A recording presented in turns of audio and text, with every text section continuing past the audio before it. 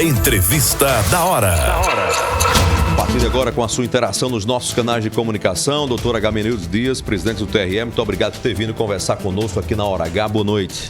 Boa noite, Heron. Boa noite, Alisson. Boa noite, presidente. O prazer é nosso e agradecemos já a oportunidade de aqui estar.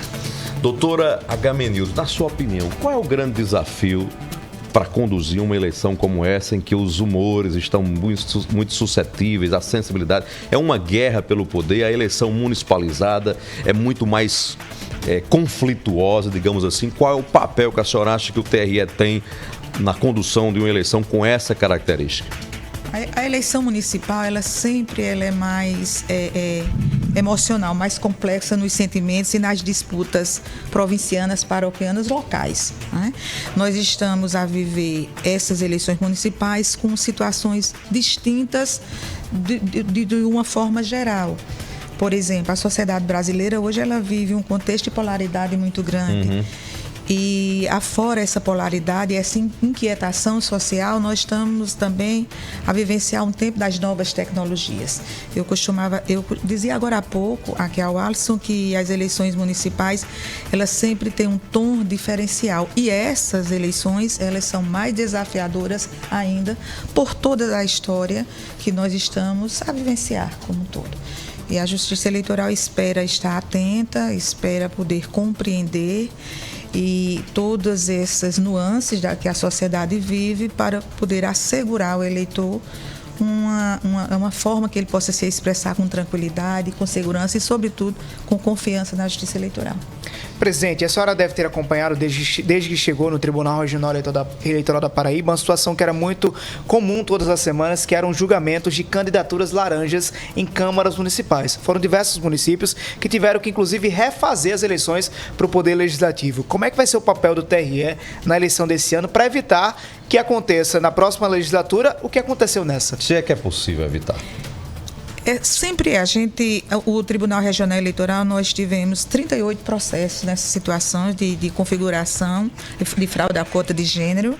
Tivemos a oportunidade dessas decisões e dessa compreensão de decisão também ter a chancela do Tribunal Superior Eleitoral. Hoje a matéria, inclusive, é bem definida em termos de precedente e simulada. E a Justiça deu o recado no processo, em cada processo. E agora nós precisamos conversar com franqueza perante aquele gestor, aquele pretenso candidato, a sociedade, de que não vale a pena. Esse espaço que é assegurado à participação feminina, ele há de ser respeitado. Doutora Agamenildo, se criou no Brasil a tal da pré-campanha. E a pré-campanha, do jeito que vai, pode quase tudo. Ou pelo menos os candidatos estão fazendo praticamente uma campanha fora de época, extemporânea. Só falta pedir o voto ou dar o número, que ainda não é possível, porque não tem nem número.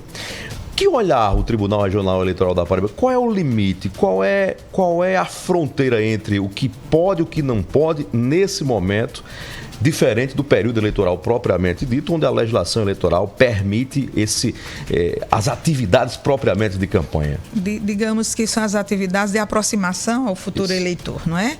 Essa candidatura, a pré-campanha, ela pode, quando não em situações concretas, ela pode gerar aborrecimento aos candidatos, né? E nós percebemos que essas atitudes mais afoitas com relação à legislação, embora não configurando ainda quando não se pede o voto, e aí não se pede diretamente. Você já disse, não há o pedido do voto e não há também a divulgação do número e da forma como vai chegar ao eleitor, mas de qualquer sorte é preciso muita atenção, muito cuidado e o pretenso candidato, ele ter essa atenção redobrada e contar com uma boa assessoria jurídica para evitar problemas e aborrecimentos futuros. A legislação eleitoral comporta, por exemplo, a interpretação de uma propaganda subliminar? Por exemplo, tem gente já com jingle de pré-campanha. O jingle, vem aí fulano de tal, vem aí cicrando. Com guia eleitoral, não é guia eleitoral, mas com propaganda e sessão partidária de partido, já falando com pré-candidato.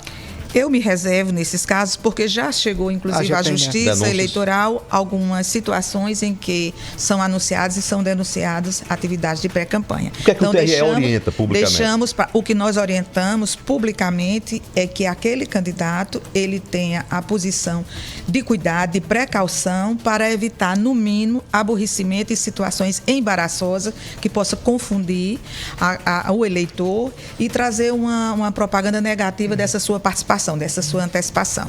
E no mais, em termos concretos, nós nos reservamos para nos pronunciar no processo em si. Nos casos específicos. Nos casos específicos, especialmente quando nós atuaremos em instâncias superiores, segunda instância. A senhora falou no começo da entrevista sobre a questão de uma sociedade que está polarizada. Isso é nítido em todo o país, não apenas uma questão reservada para Paraíba.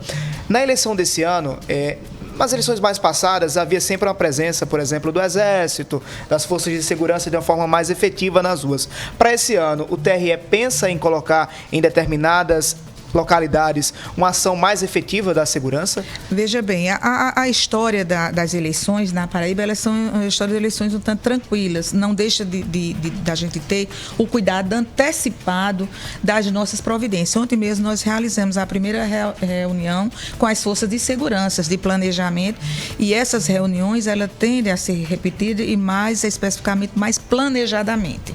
Então, nós estamos a planejar e à medida que se ter a necessidade de uma atuação mais simples, sem dúvida nós tomaremos as providências, até para resguardar a tranquilidade do pleito. De que forma o Tribunal Regional Eleitoral da Paraíba se prepara para enfrentar o que é uma realidade e uma grande preocupação do Tribunal Superior Eleitoral? A manipulação nas eleições de informações, as famosas fake news, notícias falsas, os boatos, as montagens de pronunciamentos de pessoas, os chamados deepfakes. Qual é a preocupação que o tribunal tem e como atuar nisso? É o tribunal isolado, é com outras forças, é com outras instituições? Qual é o planejamento? Pois não, são motivos são situações de atenção e de preocupação e que merece o nosso cuidado específico e efetivo. A desinformação, a fake news, né? Toda aquela situação que deslegitime aquela informação correta do eleitor. Então, o TSE tem já trabalhado com isso, foi instituído o Centro de Combate à Desinformação e numa atuação bem específica de cada tribunal, há os comitês, há uma comissão que trabalhará ininterruptamente com essa central no TSE e que será a forma de operacionalizar o cumprimento das decisões judiciais. O que é que eu quero dizer com isso? Nós teremos como laboratório para efetivamente retirar do ar aquele conteúdo que seja ilícito ou que tenha algum tom de deepfake, de desinformação, da notícia falsa, todas essas matizes, essas tonalidades que trazem a desinformação e o prejuízo à verdade dos fatos. Nós estamos conversando na Hora H de hoje, ao vivo nos estúdios da Rede Mais, João Pessoa na Rádio Pop, Campina Grande na Pop Cariri, 25 emissoras em conexão, com a presidente do Tribunal Regional Eleitoral da Paraíba, desembargadora Agamenildes Dias. Desembargadora, a legislação eleitoral, para nós que acompanhamos o legislativo, talvez seja a legislação que sofre mais mudanças. Quase que toda eleição há uma adaptação. Havia a questão da coligação, foi para partido e teve a cota feminina. Como é que o tribunal também lida com essas mudanças corriqueiras na legislação eleitoral? Se aperfeiçoando, estudando, hoje nós temos a trabalhar nessa eleição municipal, são 12 resoluções. Não é? Só para esse ano, sim, já? Sim, só para esse ano. São as resoluções que têm aquele padrão de valor, já que são situações já sedimentadas, e uma das maiores novidades que nós tivemos em regulamentação é a questão da inteligência artificial, do funcionamento da Central de Combate à Desinformação, da responsabilização daquele que divulga o conteúdo que é ilícito. Então, nós temos também agora a figura da responsabilização de forma administrativa, aquela que vai na multa, no pagamento da responsabilidade. Então, é interessante essa modificação. A legislação eleitoral ela é muito dinâmica como a sociedade, né? Então, há essas situações que realmente reclamam uma modificação e um acompanhamento. Eu também dizia há pouco aqui que a nossa primeira eleição, em 92, era numa época que era a eleição, a urna de lona. não é? Voto e papel. O voto e papel, o voto em que tinha como valor a expressão da vontade do eleitor, e para a gente decifrar aquele risco naquela cédula física. Então, hoje a gente está com a urna eletrônica, com a inteligência artificial, a sociedade muito mais informada, bem ou mal, mas informada. Então, precisa a Justiça Eleitoral acompanhar esses novos tempos. Como impedir, desembargadora, os abusos de poder? Por exemplo, recentemente houve uma operação na Polícia Federal investigando suspeitas de compras ou domínios de territórios que são controlados pelo tráfico de drogas, que, por exemplo, só permitem entrar ali para fazer campanha ou manipular diretamente o voto de determinados agentes políticos com quem alguns donos dessas comunidades, entre aspas, têm relação. Enfim, esse é um dos tipos de abuso. É possível, de alguma forma, minimizar o que é, na boca do povo, tão presente, a força do poder econômico, a influência econômica na vontade do povo, que é uma forma de deturpar e de deformar a democracia? O legítimo Estado é o que tem que se fazer presente, Heron. E neste sentido de combate a esses abusos, a esses ilícitos, nós contamos com as forças públicas, a Polícia Federal, a Polícia Civil, a Polícia Militar, o Serviço de Inteligência. Nós vamos implantar no Tribunal Regional Eleitoral o Serviço de Inteligência, que é necessário, que é um serviço de planejamento e de saber como nos proteger de determinadas situações embaraçosas. E eu não diria que nós podemos prever todas essas situações, mas nós podemos antever e nos planejar para evitar tantos outros dissabores de infração e de descumprimento à legalidade, ao Estado Democrático de Direito. O Celiano de Sapé está ligado na Hora H, cumprimentando o programa, dizendo: era uma excelente entrevista. Obrigado, Celiano. E aos que estão também na sintonia da Hora H, obrigado pela sintonia. Como o advogado Charles Pontes está na Avenida João Machado agora, no seu escritório, no Plaza Center e ouvindo, ligado na Hora H. Obrigado, Charles. O Alisson Bezerra. Desembargadora, além de estar no Tribunal Regional Eleitoral da Paraíba, a senhora também é membro do Tribunal de Justiça do Estado, que passa agora por uma reformulação. Vai ter um aumento no número de desembargadores.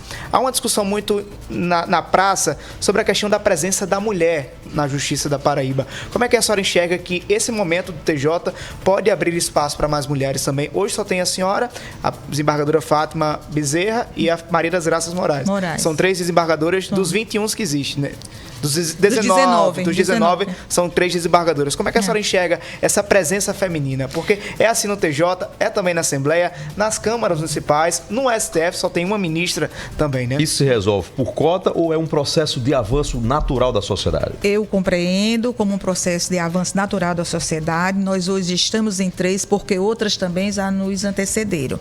Na magistratura, eu ingressei na magistratura em 92, na época na Paraíba existiam 6 magistradas.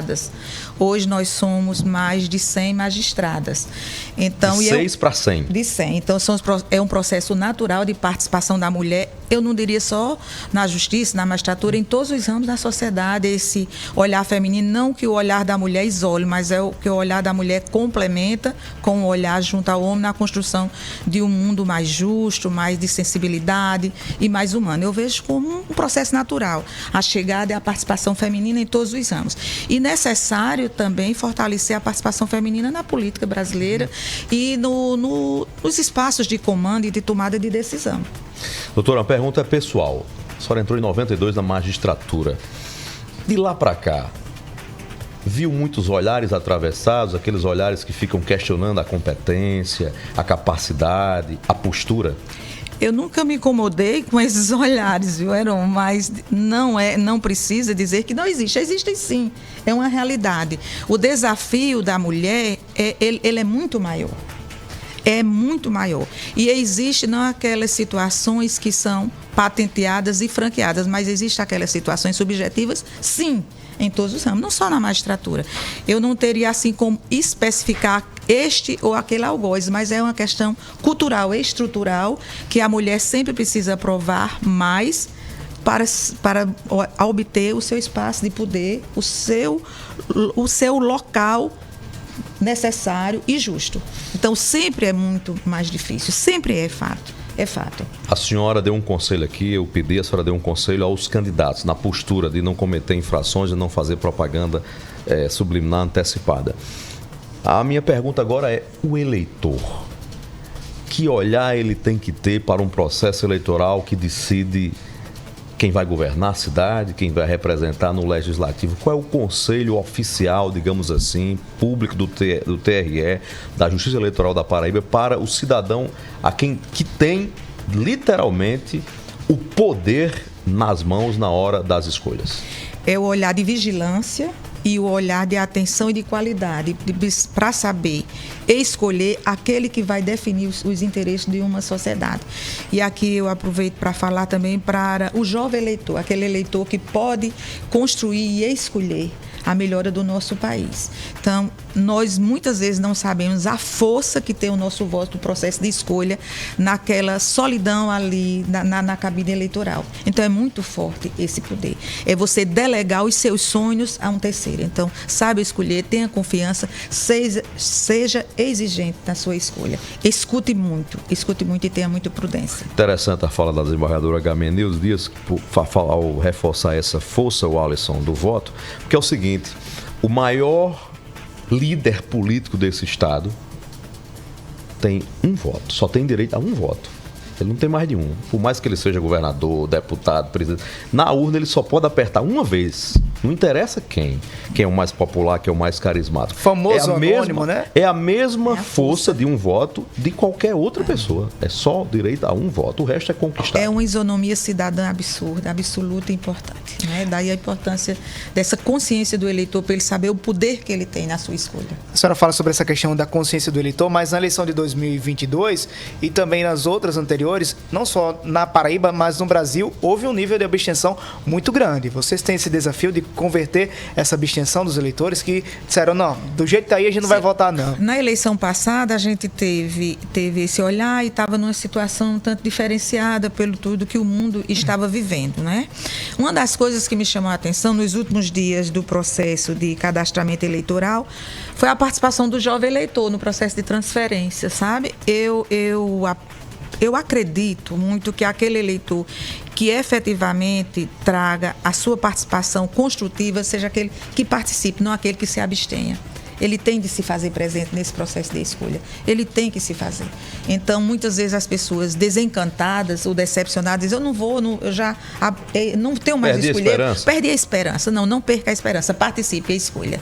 Escolha porque o poder da sua escolha ele é muito forte. Se a gente não escolher, alguém vai escolher por nós. Se alguém vai escolher por nós. O voto vai estar lá, né? Doutor Agamenio Dias, presidente do Tribunal Regional Eleitoral da Paraíba, muito obrigado pela entrevista aqui na Hora H. E a gente, pelo que conhece da sua história, da sua carreira, da sua postura, tem muita segurança como cidadão da Paraíba de que a Justiça Eleitoral, a condução desse processo está nas melhores mãos possíveis, não só pela sua história e pela sua qualificação técnica, mas pelo seu senso de equilíbrio, a sensibilidade. O equilíbrio dá uma confiança a quem vai conduzir um processo que é tão dilemático, tão difícil, tão complicado como esse. Muito obrigado pela entrevista, sucesso na sua missão. Nós que agradecemos e conto com a parceria cidadã da imprensa e também dizer que o Tribunal Regional Eleitoral é um só pelos seus membros e que o objetivo de estarmos aqui é de servir e resgatar a confiança do eleitor paraibano na justiça eleitoral. Nós que agradecemos a oportunidade.